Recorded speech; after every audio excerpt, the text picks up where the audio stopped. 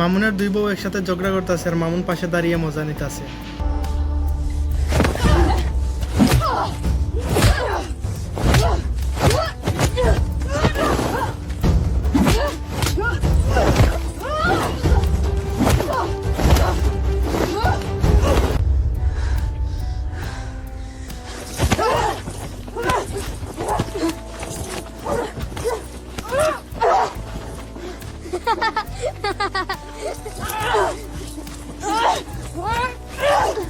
লায়লার সাথে ডিভোর্স হওয়ার পর মামুনের নতুন বিয়ে হয় মোহনার সাথে, আর মোহনার সাথে নতুনভাবে গেঞ্জাম শুরু হয়।